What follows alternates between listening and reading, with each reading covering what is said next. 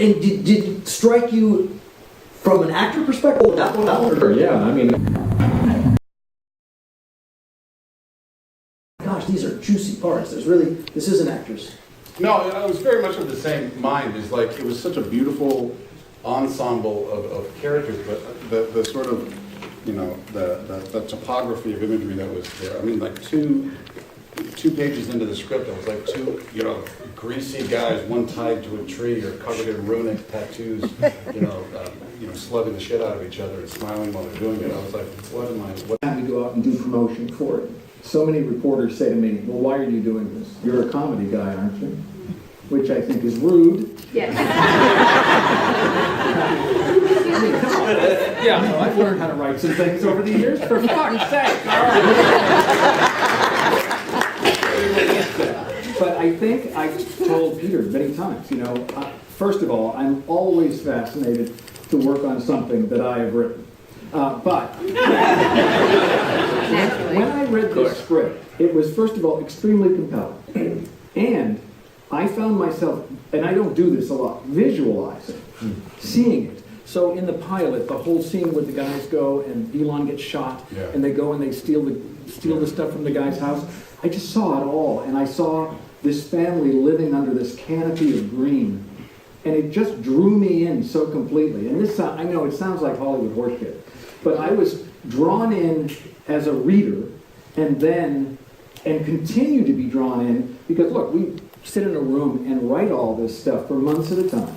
And then we sit in a room and do all the post on it. And I find myself, after all these years in the business, sitting there getting lost in the show. Now that's good. John? Me, I had the best hair in the business. He said that. He did. He said pity about the directing, but the hair's great. So the place obviously is vastly important. And it's one of the extraordinary attractions of Pittsburgh. And yes, there are many attractions to Pittsburgh.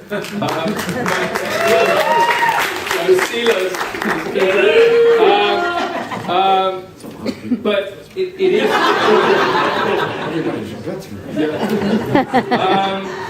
It's all right there. Millvale really does play as this quite depressed mining town in the Appalachians. It's astonishing that a 15-minute drive from the center of Pittsburgh takes you through a little subdivision full of Trump posters, and suddenly into our world of Che. I mean, it opens up. So, you know, very often as a director, your challenge is, how do I make this work? I found that working on this show, it was, how do I do justice to these places?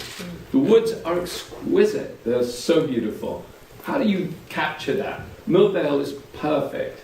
We have brilliant set designers, so and the sets themselves are just pitch perfect. So essentially, I didn't have to make anything work. I just had to honor what was there. You know, I anything at this scale before, and my agent Josh is somewhere in here, I think. And I wrote the original script, and it was just like, I don't do drugs, but it was kind of like it was like I had this sort of like this idea, and I just sort of very quickly typed up a bunch of notes on it, and then I wrote the original draft in about 3 weeks, mornings and weekends, just as fast as I could, and I just made it as absolutely weird as I could, and I sent it to him, and I said, no one will ever make this in a million years, but I had so much fun reading it. I hope you enjoy writing it. I hope you enjoy reading it. And you know, he had the cojones to say, like, I think we can do something with this. So it was all kind of like a shock to me because I had written a bunch of pilots for networks before over the years, and I tried very hard to please them, you know, to make it something that was airable. And this I was like doing the absolute opposite, which was to make something that was completely non-filmable. And I think that's my. It's good. That's a good. Yeah, that's what I say to other writers, which is just. You know, make it the strangest thing you can. So it has been a very wild ride in that regard. Yeah. Paul, did you and producing partner Dan walk into offices where they were, and quite frankly, I'm not saying this to flatter you, They're going to want to meet with Paul Giamatti. Oh, sure. But did they go? This is great. We took her around to a couple of places. Yeah, they're a little bit like, yeah, okay, yeah, the weird like, yeah, psycho hillbilly thing. Yeah, Right. okay. But WGN really responded to it immediately. I mean, they unquestioningly. It was amazing how unquestioning they were about it. And so when you walked out of that meeting, what did you think? I thought they're nuts. They're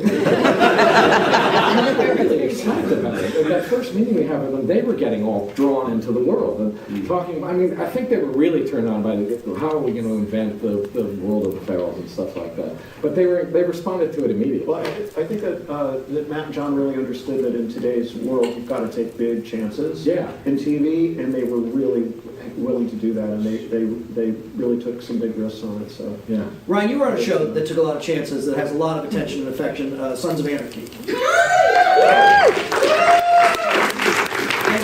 And not parallels, but that was a big, risky show. This is a big, risky show. Do you feel any kinship in that way? I'd say this, I mean, to me, that Sons, as wonderful as it was, I think that this show is much broader in scope, and also just the tapestry of what we tackle on Outsiders is you know, I love doing Sons. It was a great time, but it was very contained. As Outsiders has such breadth to it. I mean, there's obviously like social sort of commentary that echoes throughout the piece, but is the thing that I was most drawn to, that I'm continually drawn to, is you have these wonderful hairy guys who are on ATVs or whatever, but at the end of the day, the thing that people are really sort of drawn to, a lot like their relationship, is just these sort of universal themes that the show touches on very, very succinctly, which is just love and greed, and whether those played out with the coal company and the ferals or like interpersonally, I feel like it's breathes in those sort of emotions.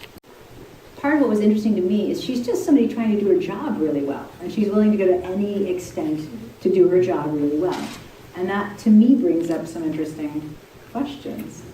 And I do think in season 2 you see a little bit more of another side of her. I mean, I think that's part of what's interesting about this show, is that it doesn't fall into the trap of good, evil, black, white. We wrestle with that mid-territory, which is reality. And that's